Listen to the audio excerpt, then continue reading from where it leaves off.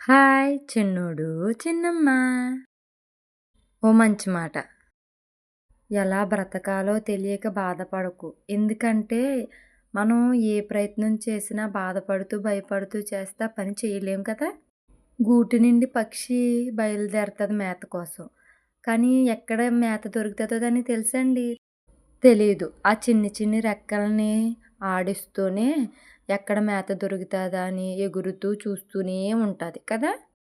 ఏ వేటగాడు చూసి కొట్టేస్తాడని భయంతోనే కదా!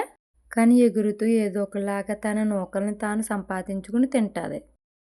అలాగే మనం కూడా ఒక్కసారి ఓటమి వచ్చిందని దానికోసం ఆలోచిస్తూ, బాధపడుతూ కాలం గడిపే కన్నా జరిగిపోయింది తీసుకురాలేం కదా!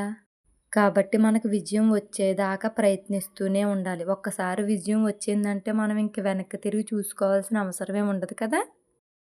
మన దగ్గరుండే కరెన్సీ నోటు నలిగిందని దాని విలువ తగ్గుతదండి? తగ్గదు. అలాగే దొంగ కాయంతో నిగనిగలాడుతూ కనిపించినా దాని విలువ పెరుగుతదండి? ఎందుకు పనికిరాని చిత్తు కాయంతోలాగే ఉంటాది. అలాగే మనం ఒక్కసారి ఓడినంత మాత్రాన మన విలువేమీ తగ్గదు. ఒక్కసారి ఓడామంటే మన ఎనకాల విజయం ఉందనే అర్థం. సినిమా యాక్టర్లు, హీరోలు, హీరోయిన్‌లుని వాళ్ళు యాక్టింగ్ చేసినప్పుడు మేకప్ ఏసుకుంటారు. యాక్టింగ్ అయిపోయాక నార్మల్ లాగే ఉంటారు వాళ్ళు. వాళ్ళ మేకప్ తీసాక ఆళ్ళకన్నా మనమే బాగున్నాం కదా! అనిపిస్తది కదా! కానీ ఒకటి వాళ్ళు మేకప్ వేసుకోవడానికి కారణం ఏంటంటే కెమెరా ఫోకస్ బావుంటది.